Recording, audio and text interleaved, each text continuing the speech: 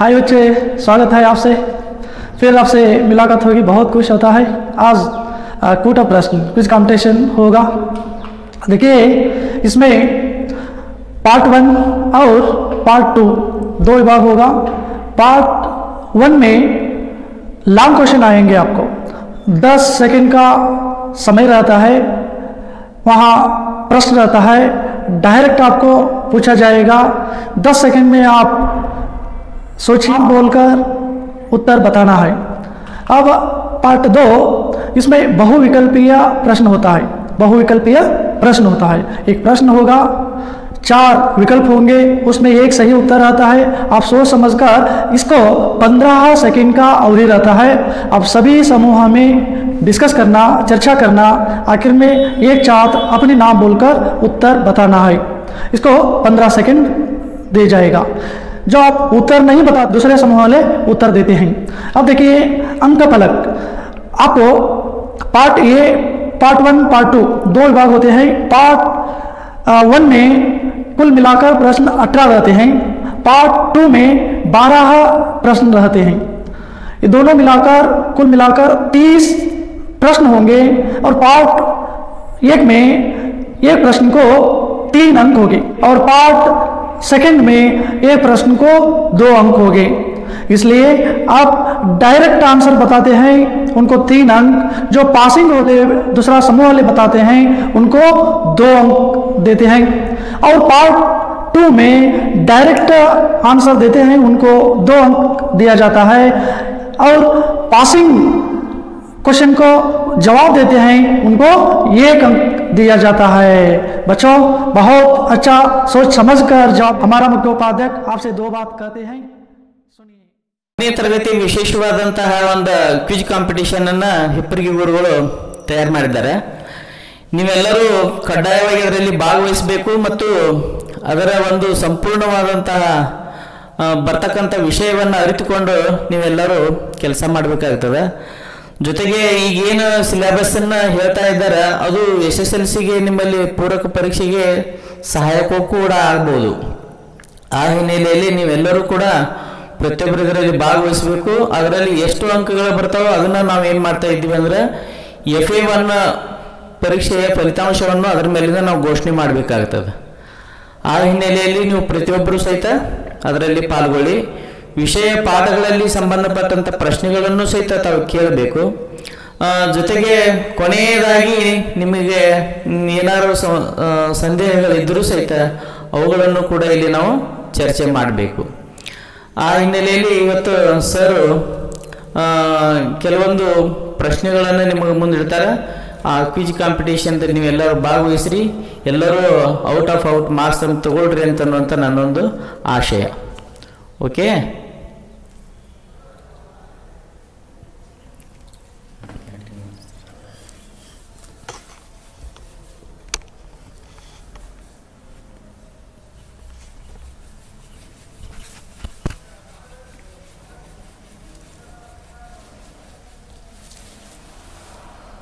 Okay. ಈಗ ತಮಗೆ ಕೆಲವು ಸಂದೇಶಗಳನ್ನು ನೀಡಿದ ನಮ್ಮ ಮುಖ್ಯೋಪಾಧ್ಯಾಯರಿಗೆ ಬಹಳಷ್ಟು ಧನ್ಯವಾದಗಳು. ಈಗ ಪ್ರಾರಂಭ ಮಾಡಲಾಗುವುದು. ಕೆಲವೊಂದಿಷ್ಟು ಸಲಹೆ ಸೂಚನೆಗಳನ್ನು ಇನ್ನೊಮ್ಮೆ ನಾನು ಹೇಳ್ತೀನಿ. कूट प्रश्न पार्ट 1, पार्ट 1 में 18 प्रश्न रहते हैं, उसमें लॉन्ग क्वेश्चन रहते हैं। 3 या 4 वाक्य में बताइए। आप सभी एक एक समूह के सदस्यों चर्चा करके, आपस में चर्चा करके, जो आपको समय रहता है उसी समय के बाद आप अपना नाम बोलकर उत्तर बताना है। उदाहरण रूप में लेखिका को गिलहरी की स्थिति में दिखाई पड़ी। टाइम स्टार्ट होता है, टाइम एंड होने के बाद छात्र अपना नाम बोलकर वहाँ पर उत्तर बताना है। उदाहरण रूप में कौओं के चोंचों के गांव के कारण गिल्लो निचेष्ट सा गमले से चिपका पड़ने की स्थिति में गिलहरी लेखिका को दिखाई पड़ी। अವಾಗ ನಿಮಗೆ ಮಾರ್ಕ್ಸು ಬರುತ್ತಾ ನಾವು ಇಲ್ಲಿ ಎಂಟ್ರಿ ಮಾಡಿ ಲಾಸ್ಟಿಗೆ ನಿಮ್ಗೆ ಎಷ್ಟು ಯಾರು ಗೆದ್ರಿ ಅನ್ನೋದನ್ನು ನಾವು ಹೇಳ್ತೀವಿ.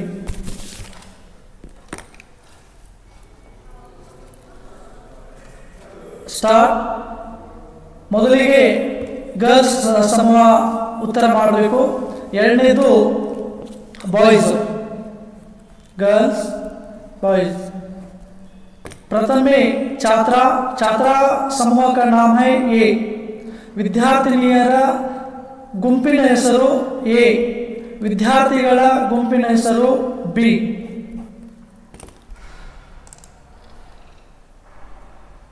प्रथम में छात्रा से कश्मीर से पाठ का आशय क्या है? कश्मीर से पाठ का आशय क्या है? Time start.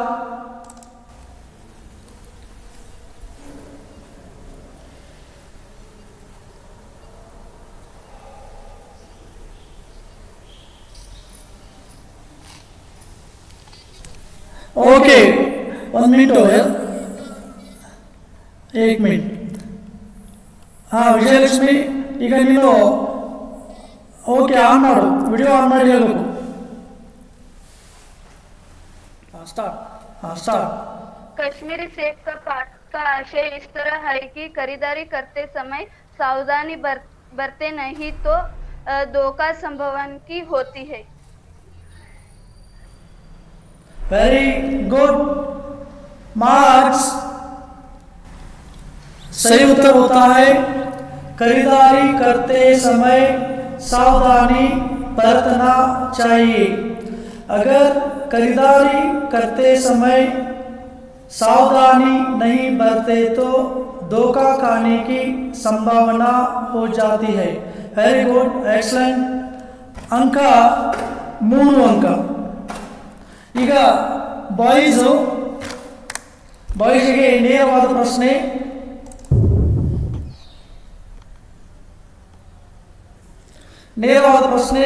सेब का हालत के बारे में बताइए. सेब का हालत के बारे में बताइए. Time start.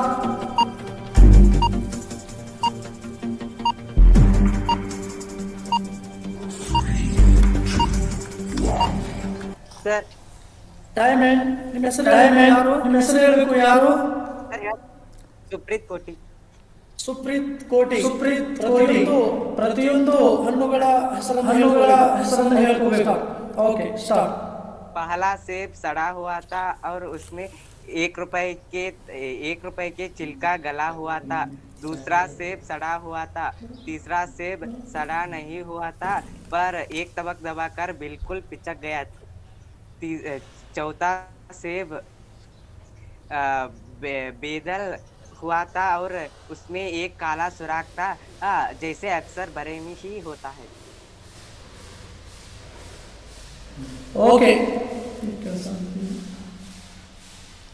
ओके सरियाद उत्तर. पहला सेब तो सड़ा हुआ था. 1 रुपए के आकार का छिलका गल गया था. दूसरा सेब यह आधा सड़ा हुआ था. तीसरा सेब यह सड़ा तो न था मगर एक तरफ दबकर बिल्कुल पिचक गया था. चौथा सेब वह यूं तो बेदाग था मगर उसमें एक काला सुराख था जैसा अक्सर बेरों में होते हैं. Very nice. ಈಗ ಮತ್ತೆ गर्ल्स. आदमी बेईमानी तभी करता है. Time start.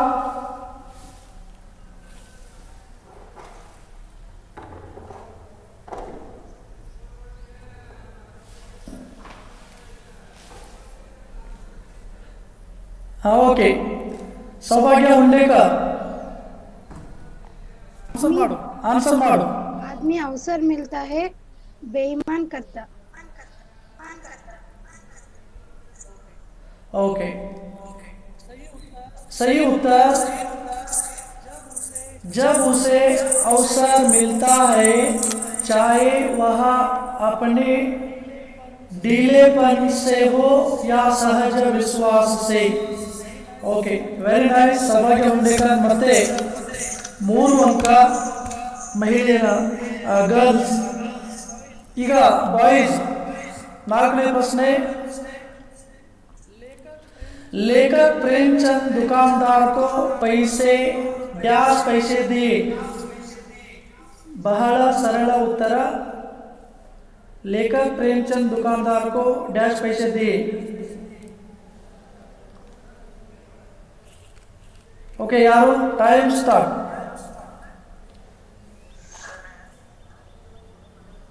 ಕಿರಣ್ ಕದಮ್ಮ, ಓಕೆ, ವಿಡಿಯೋ ಆನ್ ಮಾಡಬೇಕು, ಉತ್ತರವನ್ನು ಹೇಳಬೇಕು। हाँ,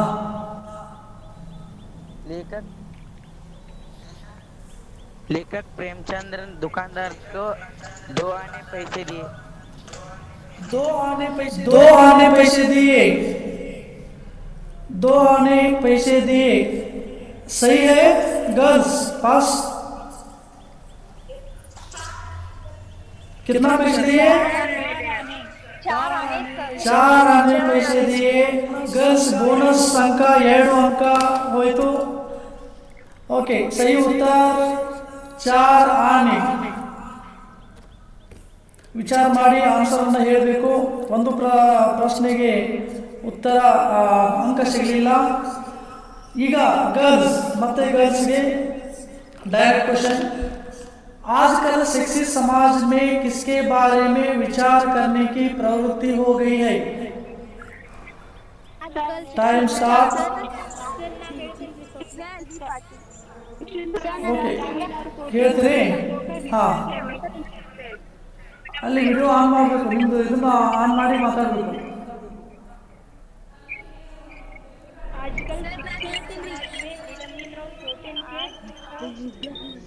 ಲಾವಣ್ಯ ಬುದ್ಧಿ ವಿಡಿಯೋ ಆನ್ ಮಾಡಬೇಕು।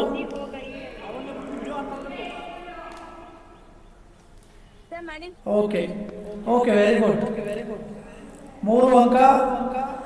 आज शिक्षित समाज में विटामिन और प्रोटीन के बारे में विचार करने की प्रवृत्ति हो गई है।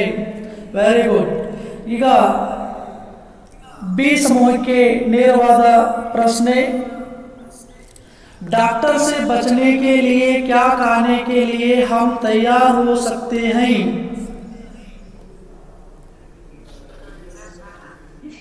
ओके, ವಿಡಿಯೋ ಆನ್ ಮಾಡಿ ನಿಮ್ಮ ಹೆಸರು ಹೇಳಬೇಕು, ಇದನ್ನ ಬರೋದು ಹೇಳು।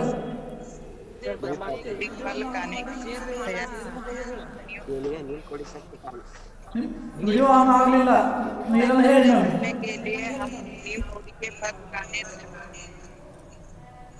नीम कौड़ी खाने के लिए, वेरी नाइस, सही उत्तर, हम नीम कौड़ी तक खाने तैयार हो सकते हैं। Very nice. नेक्स्ट, गर्ल्स के ನೇರವಾದ ಪ್ರಶ್ನೆ, दुकानदार ने लेखक से क्या कहा?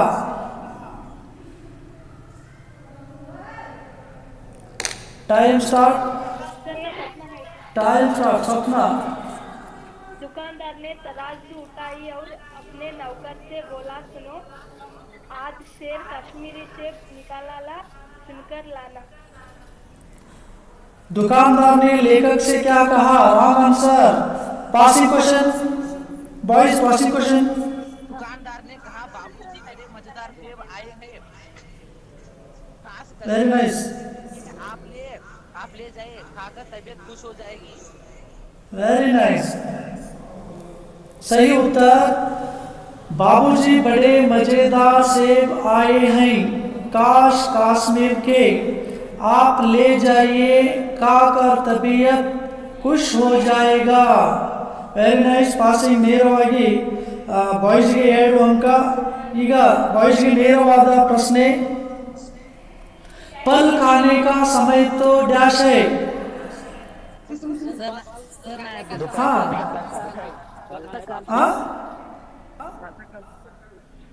ओके, 3 अंक। ओके, 3 अंक, सही उत्तर, फल खाने का समय तो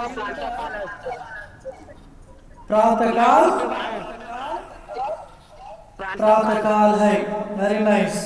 ಈಗ ನೇರವಾಗಿ गर्ल्स समूहಕ್ಕೆ, लेखक प्रेमचंद को प्रसन्नचित्त से कौन आटे में लौटा दी और क्षमा मांगी? सही उत्तर गर्ल्स।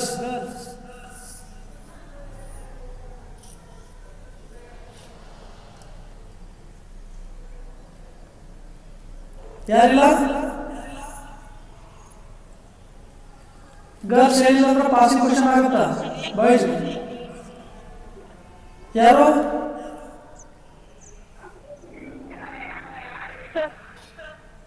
ಹಾ ಯಾರು ಹೆಸರು ಹೇಳಿ.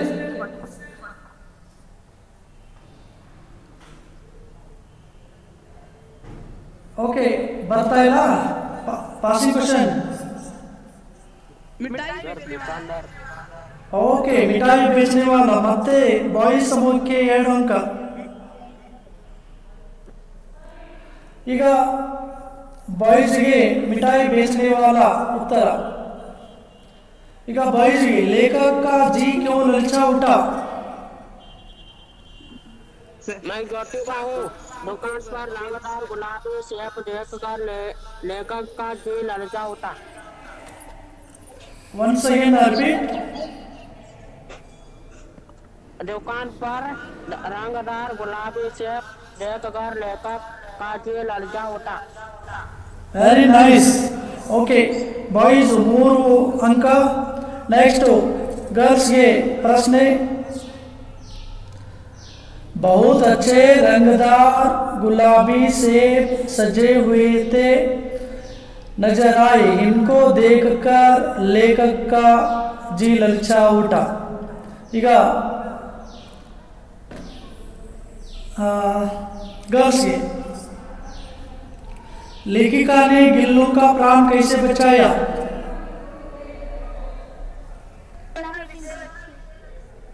विजयलक्ष्मी हाँ ಹೇಳು. वीडियो ऑन ಮಾಡಿ ಹೇಳು. लेखिका गिल्लू को हाँ लेखिका गिल्लू को अपने कमरे में और उसे होले से उठाकर अपने कमरे में लाई हाँ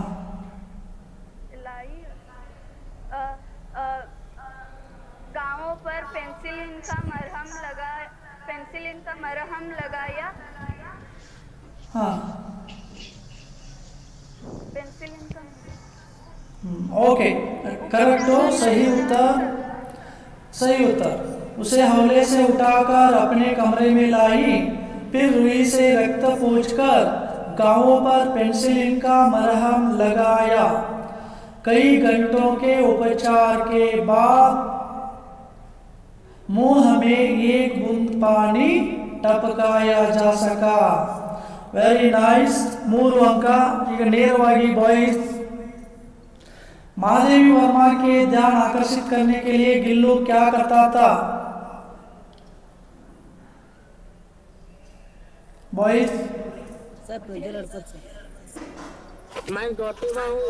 लेखिका का ध्यान आकर्षित करने के लिए गिल्लू को तीव्र होती थी कि उसने एक अच्छा उपाय कुछ निकाला। वह उसके पैर तक आकर सर से पर्दे पर चढ़न जाता है और फिर उसी तेजी से उतरता है. Very nice Jyotiba, very nice. Okay 3 अंक. वह लेखिका के पैर तक आकर सर से पर्दे पर चढ़ जाता और फिर उसी तेजी से उतरता. उसका यह दौड़ने का क्रम तब तक चलता रहा जब तक लेखिका उसे पकड़ने के लिए न उठती. Very nice. ನೇರವಾಗಿ गर्ल्स. महादेवी वर्मा जी को चौंकाने के लिए गिल्लू क्या करता था?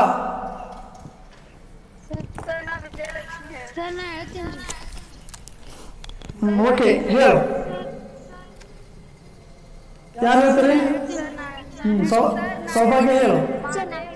महादेवी वर्मा जी को चौंकने के लिए गिल्लू फूलदान के फूलों में पर्दे की चुन्नट में और सोनजुई की पत्तों में छिप गया था. ओके ಈಗ सही उत्तर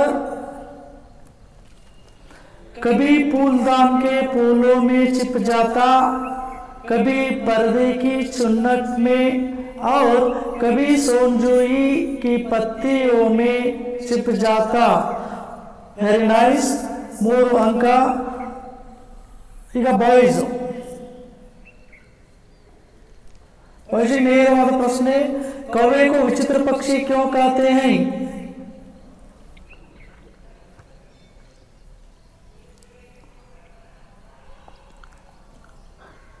फास्ट। सर मैं किरण करण में है। हाँ किरण करण है। यहाँ काकबोसुंडी भी विचित्र पक्षी है, एक साथ समादरित, अनादरित, अति सम्मानित, अति अवमानित पक्षी है। इसके लिए महादेवी वर्मा कौवे को विचित्र पक्षी बोलते हैं। ओके। लोग एक साथ समादरित, अनादरित, अति सम्मानित, अति अवमानित समझते हैं, इसलिए कौवे को विचित्र पक्षी कहा जाता है। Very nice. छात्राओं को गिल्लू ने लेखिका की गैरहाजिरी में दिन कैसे बिताया?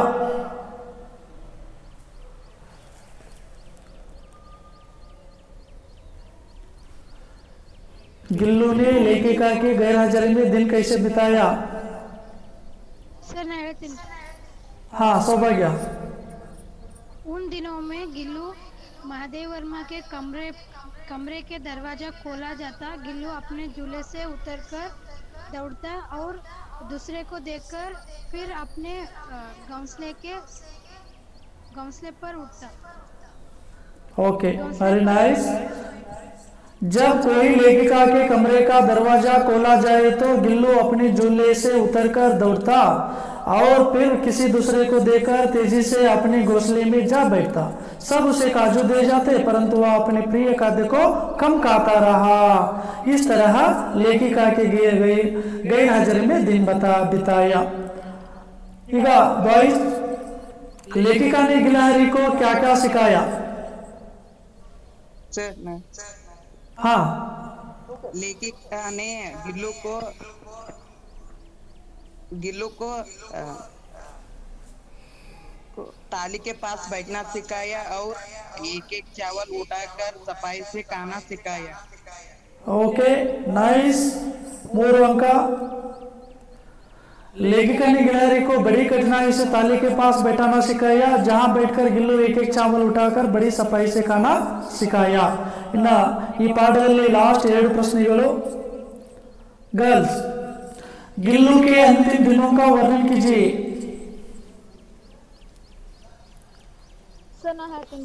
गिल्लू के अंतिम दिनों में हाँ हेलो सर। ಹೇಳು ಮುರಳಿ ಹೇಳು। गिल्लू के अंतिम दिनों में जीवन अवधि 2 वर्ष से अवधि नहीं होती। अंत गिल्लू की जीवन यात्रा का अंत आ गया। गिल्लू ने उस दिन सुबह से न कुछ खाया और न वह बाहर गया। उसके पंजे ठंडे हो गए थे। लेखिका ने उसे गरम रखने का प्रयत्न किया। प्रभात ही प्रथम किरण के साथ वह किरण निद्रा में सो गया। ओके। गिलहरी की जीवन अवधि 2 वर्ष से अधिक नहीं होती, अतः गिल्लू की जीवन यात्रा का अंत आ गया। दिन भर गिल्लू न कुछ खाया न बाहर गया। पंजे इतने ठंडे हो रहे थे कि लेखिका ने उसे हीटर जलाया और उसे उष्णता देने के प्रयत्न किया, परंतु सुबह की प्रथम किरण के साथ वह चिर निद्रा में सो गया। ಈ ಪಾಠದ लास्ट क्वेश्चन बॉयज ಗೆ ನೇರವಾದ ಪ್ರಶ್ನೆ, गिल्लू के कार्यकलाप के बारे में लिखिए। ಯಾರು? आकाश। आकाश। गिल्लू के कार्यकलाप। गिल्लू डालियां में स्वयं हिलाकर जलता था, डालियां में चलकर बाहर ही देखती थी। लेखिका का ध्यान आकर्षित करने के लिए पैर रखाकर तेजी से पर्दे पर चढ़ जाता और उतरता था। भूख लगाने पर आवाज़ करता था। काजू के बिना दूसरा पदार्थ तो बाहर से जाता था। ಓಕೆ, क्रियाकलाप ಬಹಳಷ್ಟು ಇವೆಲ್ಲವನ್ನ ಬರಿಬಹುದು. गिल्लू अपने घर में झूलता रहा था, लेखिका का ध्यान आकर्षित करने के लिए ये मारती बरीबूद. भूख लगने पर क्या करता था और मन को आकर्षित करने के लिए चौंकाने के लिए ಎಲ್ಲ ಬರೆಯೋದ್ರ क्रियाकलाप. ವೆರಿ ನೈಸ್, 3 अंक. ಈಗ कूट प्रश्न का पार्ट 2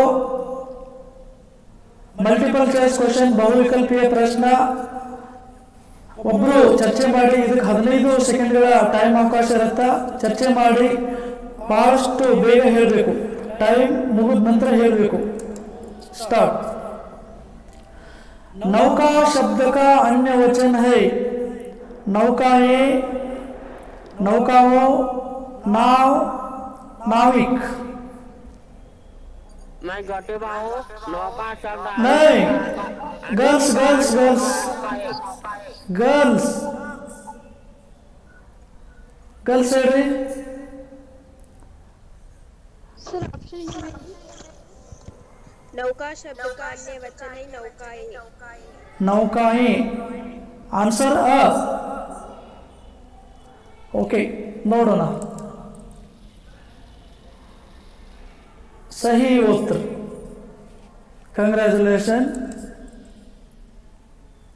बॉयज. ये इसमें प्रथम प्रेरणार्थक क्रिया रूप है. प्रथम प्रेरणार्थक छात्र बताना. लिखावट, चढ़ाई, सुनाना, बचाना, बचना. मैं गटिबा हूँ, सुनाना. सुनाना. Okay, very nice. ಟೈಮ್ ತಗೊಳ್ಳಿಲ್ಲ, ಆದರೂ ಆನ್ಸರ್ ಮಾಡಿದ. ಓಕೆ, सुनाना सही उत्तर. नेक्स्ट गर्ल्स के आसमान डैश तारे चमकते हैं, रिक्त स्थान में उचित कारक होगा. से, में, ने, पर.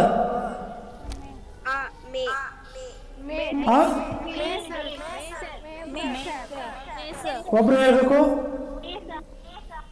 ಮೇ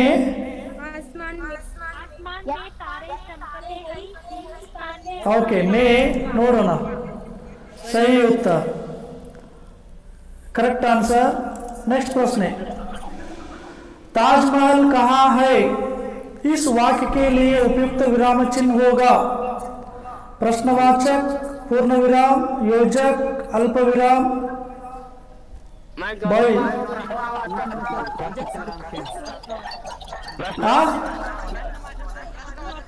ಪ್ರಶ್ನವಾಚಕ. ಇನ್ನು ಜ್ಯೋತಿಬಾ ಹೇಳಿದ್ರ ಬರೋಲ್ಲ ನಿಮ್ಗೆ. ಜ್ಯೋತಿಬಾ ಬಹಳ ಆನ್ಸರ್ ಮಾಡಿದ. Okay, congratulation. कचहरी का पर्यायवाची शब्द है दफ्तर, मिठाई, सिलावट, कोमल.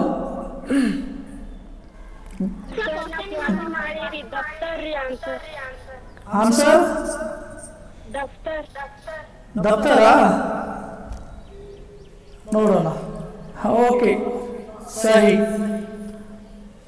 स्वर्ग प्राप्त शब्द में समास है तत्पुरुष समास, कर्मधारय समास, अव्ययीभाव समास, द्विगु समास.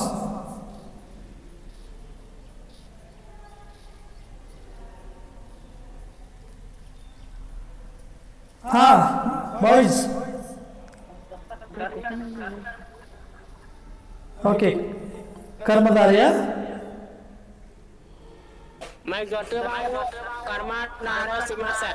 कर्मधारय समास गलत, रॉन्ग आंसर.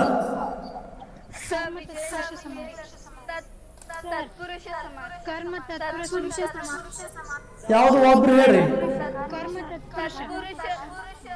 तत्पुरुष समास. तत्पुरुष समास एग्जैक्टली करेक्ट आंसर. ಒಂದು ಅಂಕ ಬೋನಸ್ ಗರ್ಲ್ಸ್ಗೆ, 0 ಬಾಯ್ಸ್ಗೆ. ಈಗ नेक्स्ट गर्ल्स के निम्न में से कौन सा शब्द स्त्रीलिंग का नहीं है? मुरनी, छात्र, नारी, युवती. Sushmita.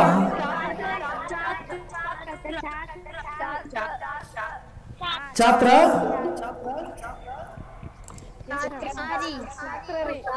Okay exactly correct answer, सही उत्तर। बॉयज, बेईमान शब्द का विलोम है ईमान, ईमान, ईमानदार, नेक। ಒಬ್ರು ಹೇಳ್ರಿ, ಒಬ್ರು ಹೇಳ್ರಿ, ಯಾರು ಆನ್ಸರ್? ईमानदार सर ಎರಡು ईमान आंसर ಎರಡು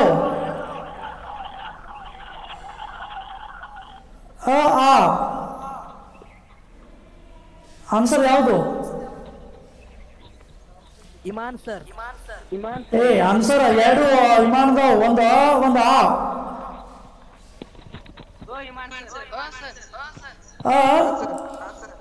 वेरी गुड नाइस। ಈಗ छात्राओं को राह शब्द का समानार्थक शब्द है राह, कबर, क्षेत्र, मार्ग, सूचना। मार्ग ओके वेरी गुड। छात्र, पसीना बहाना मुहावरे का अर्थ है प्रसन्न रहना, पसीना छूटना, बीड़ा उठाना, परिश्रम करना। परिश्रम करना सर परिश्रम करना है सर, परिश्रम करना सही उत्तर। नेक्स्ट इನ್ನು ಎರಡು ಪ್ರಶ್ನೆಗಳು ಲಾಸ್ಟ್। करकमल यह डैश समास है गर्ल्स? तत्पुरुष समास, कर्मधारय समास, अव्ययीभाव समास, द्विगु समास।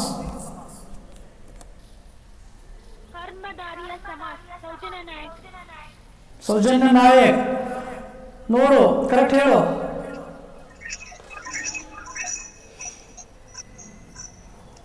कर्मधारय समास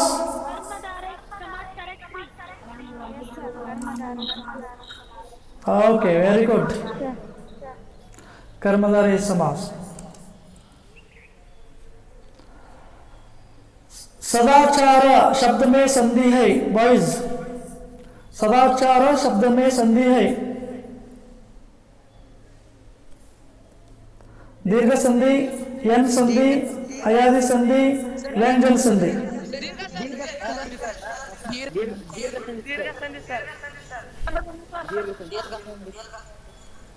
दीर्घ संधि, दीर्घ संधि वेरी गुड। उत्तर देते हैं दीर्घ संधि गलत, रॉन्ग आंसर। गर्ल्स व्यंजन संधि वेरी गुड, बोनस 1 अंक, वेरी नाइस।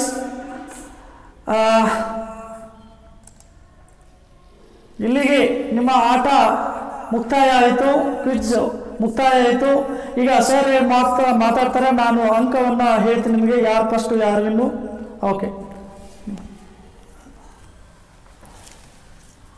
ಲೋಕಪ್ರೀತಿ ವಿದ್ಯಾರ್ಥಿಗಳೇ, ಇಲ್ಲಿವರೆಗೆ ನೀವೆಲ್ಲರೂ ಗಿಲ್ಲು ಪಾಠದ ಸಂಬಂಧಪಟ್ಟಂತಹ ಎಲ್ಲ ವಿಷಯಗಳನ್ನು, ಇದರಲ್ಲಿ ಅಂಕಗಳನ್ನು ಕೂಡ ನಾವು ಇಲ್ಲಿ ಕ್ಯಾಲ್ಕುಲೇಷನ್ ಮಾಡ್ತಾ ಇರ್ತೀವಿ।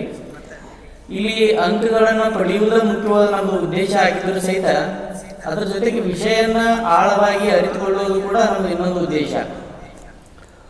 ಗಿಲ್ಲು ಇರ್ತಕ್ಕಂಥದ್ದು ಪಾಠದಲ್ಲಿ ಮಹಾದೇವ ವರ್ಮ ಅವರದು ತುಂಬಾ ಚೆನ್ನಾಗಿ ಬರ್ತಿರ್ತಕ್ಕಂಥ ಒಂದು ಪಾಠ, ಅದರಲ್ಲಿ ಎಷ್ಟು ಅಂಕಗಳನ್ನು ನಾವು ಪಡ್ಕೋಬಹುದು ಅನ್ನೋದ್ರ ಬಗ್ಗೆ ಇನ್ನೂ ಕೆಲವೊಂದು ವಿದ್ಯಾರ್ಥಿ ಕೆಲವೊಬ್ರು ಮಾತ್ರ ಇಲ್ಲಿ ಪಾರ್ಟಿಸಿಪೇಟ್ ಮಾಡ್ತಾ ಇದ್ದೀರಿ, ಇನ್ನುಳಿದವರು ಯಾರು ಪಾರ್ಟಿಸಿಪೇಟ್ ಮಾಡ್ತಾ ಇಲ್ಲ। ಇನ್ನೂ ಸುಮಾರು ನಮಗೆ 80 ಜನರಲ್ಲಿ ಕನಿಷ್ಠ ನೀವು 80 ಜನನು ಕೂಡ ಏನಾಗಬೇಕು, ಪಾರ್ಟಿಸಿಪೇಟ್ ಮಾಡಬೇಕು। ಇಲ್ಲ ಅಂದ್ರೆ ಏನಾಗ್ತದೆ ಅಂದ್ರೆ ಪರ್ಸೆಂಟೇಜ್ ಈ ಸಲ ನಮ್ದು ಮತ್ತೆ ಕಡಿಮೆ ಆಗ್ತದೆ, ನಾವು ನೀವೆಲ್ಲರೂ ಕೂಡ ಮತ್ತೆ ಅಧ್ಯಯನದಲ್ಲಿ ತಲ್ಲೀನರಾಗಲಿಲ್ಲ ಅಂತ ಅನ್ಸ್ಕೊಳ್ತೀವಿ। ಅದಕ್ಕೆ ನೀವೆಲ್ಲರೂ ಕೂಡ ಪ್ರತಿಯೊಬ್ಬರು ಪಾಠಗಳನ್ನು ಹೇಳುವಾಗ ಮತ್ತು ಪಾಠಗಳನ್ನು ಕೇಳುವಾಗ ನಿಮ್ಮಲ್ಲಿ ಆತ್ಮಸ್ಥೈರ್ಯ ಮತ್ತು ನಂಬಿಕೆ ಪರಿಪೂರ್ಣವಾಗಿ ಇತ್ತಂದ್ರೆ ಮಾತ್ರ ಕಲಿಕೆ ಪರಿಪೂರ್ಣವಾಗ್ತದೆ. ಆ ಹಿನ್ನೆಲೆಯಲ್ಲಿ ನೀವೆಲ್ಲರೂ ಕೂಡ ಬರ್ತಕ್ಕಂಥ ಸಮಸ್ಯೆಗಳಿಗೆ ಪ್ರಶ್ನೆಗಳನ್ನು ಕೇಳುವ ಮುಖಾಂತರ ಮತ್ತು ಸಮಸ್ಯೆಗಳನ್ನು ಬಂದಂಥವನ್ನ ಗುರುಗಳ ಕಡೆಯಿಂದ ಆಲಿಸುವ ಮುಖಾಂತರ ನೀವೆಲ್ಲರೂ ಕೂಡ ಪಾರ್ಟಿಸಿಪೇಟ್ ಮಾಡಬೇಕು. ಈಗ ಈ ಒಂದು ಅಂಕ ನಿಮಗೆ ಈಗಾಗಲೇ ಪಡ್ಕೊಂಡಿದ್ರಿ. ವಿದ್ಯಾರ್ಥಿನಿಯರು 40 ಅಂಕಗಳನ್ನು ತೆಗೆದುಕೊಂಡು ಪ್ರಥಮ ಸ್ಥಾನದಲ್ಲಿದ್ದಾರೆ.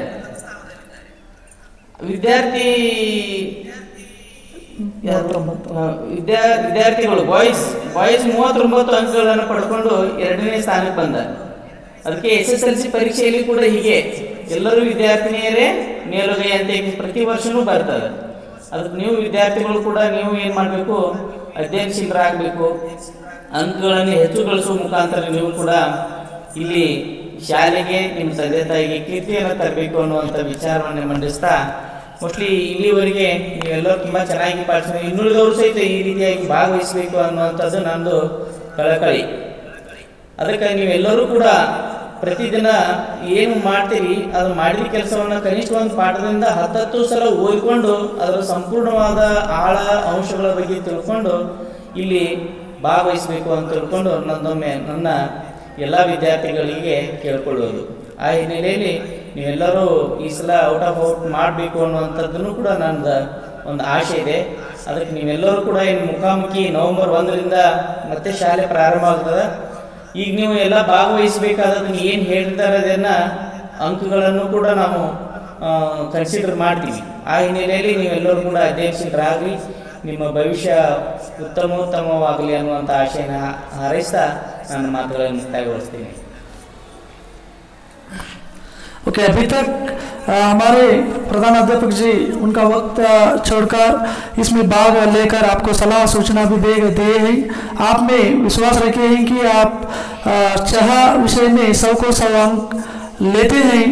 मैं भी उनको विश्वास देते हुए आपकी तरफ से विश्वास देता हूं कि हमारे छात्र 100 को 100 अंक लेंगे, बहुत सभी उत्तीर्ण होंगे करके.